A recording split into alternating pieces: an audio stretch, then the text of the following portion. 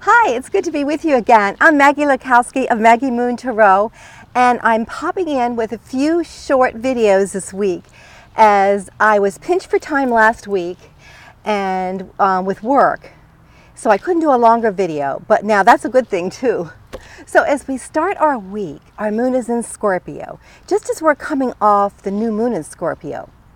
So it's not too late if you haven't made your new moon intentions and wishes to do so. And we're still in a 1 month, which has that extra mojo too. And we start our week on Halloween, Samhain, Hallowmas, then All Souls Day. And we honor our European sister, the Baba Yaga, and Hecate, the Greek goddess of the crossroads. And I deeply connect with her, as in my practice, one of my specialties is working with those going through transitions of all kinds. So I chose one card with intention. The Elder of Fire. And it's our charge card for this week, and it's by the Gaian Tarot, and that's by Joanna Powell Colbert. And it's published by Schiffer Books. And then the other card I chose, or I should really say chose me, is the Wheel. And the elders in the Gaian are kings in traditional tarot, the wisdom keepers, those that give counsel and pass it on to those who seek them out. They are the healers of old. They come through as ancestors. And our Elder of Fire here is a healer, a wise woman, holding her burning herbs, looking directly at us and through us. She slips between the worlds and can transform our inner reality into our outer reality and reminds us we can too. She asks us, what do you want? What is your dream, the vision? What's holding you back? What are you willing to give up? What would you do if you tapped into your own wisdom? Her ally, the iguana in this card, helps us find the answers in dream time or in meditation. Iguanas can go through the fire and remind us we can too. And the card that chose me for the energy of the beginning of the week is the Wheel. When I first looked at this card, when I bought my first Gaian Tarot deck, the butterflies to me were souls entering and exiting this world through the cycles of time. This card reminds us that everything changes, transforms, and expands. And the Wheel signifies change in our lives. We're moving into a new season, a new moon phase, but also other changes are coming. We can feel them. And when we live close to the seasons and cycles in life, nature assists us through this transformation. The prayer beads, rosary, and mala are the gifts that prayer and meditation give to us through this liminal time. And the practice and repetition of saying a mantra or prayer shifts our energy into one of peace. And our harvest is coming to completion. Winter is about to begin. At this time of the year, the veil is thin, a time when we celebrate and honor our ancestors. There are many ways we can do this, by changing up our altars or an area where we have pictures of our loved ones, friends, pets on the altar, and adding things around it that our loved ones loved in life, along with candles and flowers. There may have been a poem or story that they loved that we can read aloud. You can record in your journal any messages you receive from those that have passed on, loved ones.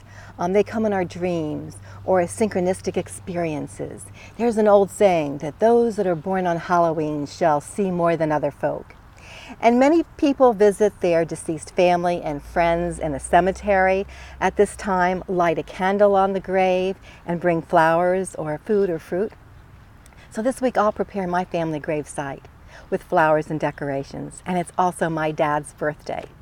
I participated in a ceremony in cemetery walks on All Souls Day too, and some of the graves are so old that there may not be any relatives or friends left.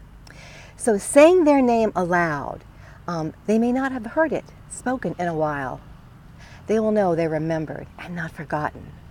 And we can make small soul cakes too to take with us to leave at the graves. And a soul cake is just a small round cake or muffin, which is traditionally made for All Souls Day to celebrate the dead. Originally, they were made with whatever grain the community had available. And these cakes often simply referred to as souls. They were given out to soulers or children, and to the poor who would go from door to door singing and saying prayers for the dead. The 60s folk group Peter, Paul, and Mary recorded a song based on an old rhyme for soul cakes called a souling. And Dia de los Muertos, Day of the Dead, is another festival celebrated in many parts of the world, in Mexico and in the United States, and particularly where there's a large Latin American community, and that's where this Elder of Fire, where she is. And the Day of the Dead events come in forms of festivals, parades, group celebrations, and are held on November 1st to 2nd to coincide with All Souls and All Saints Day. And during these celebrations, some people wear masks, create beautiful decorations to honor the dead, and some community centers invite people to commemorate their deceased loved ones. And they bring offerings that include the food, symbols, flowers, candles, photos, and other mementos. Altars in the memory of the dead are also made in people's homes. The skull is decorated, used in celebrations, which symbolizes death and rebirth. And a traditional flower associated with the dead is the marigold. And it has been said that the marigold represents the rays of the sun, which is about life, so the deceased have not lost their place in the universe. And the raven and the crow have been linked also with death. So as the wheel turns, notice the changes both in our outside world and reflect inside, how we move and flow with the seasons. When we are in sync, we'll feel more of a connection with everything and find more ease, grace, and joy in our lives. So what plans do you have as the wheel turns this year? What powerful questions is this Elder of Fire asking you during this liminal time? You don't have to rush. You have the time. You have the answer. And I want to thank you for stopping by, and I invite you to click on the like and subscribe buttons if you've enjoyed this video, and share with your friends. And I've included a link to the Gaian Tarot by Joanna Powell Colbert, published by Schiffer Books, and a link to my website, maggiemoontarot.com, in case you'd like to contact me or schedule a session. And if you want to subscribe to my blogs on my website, it also will include my videos.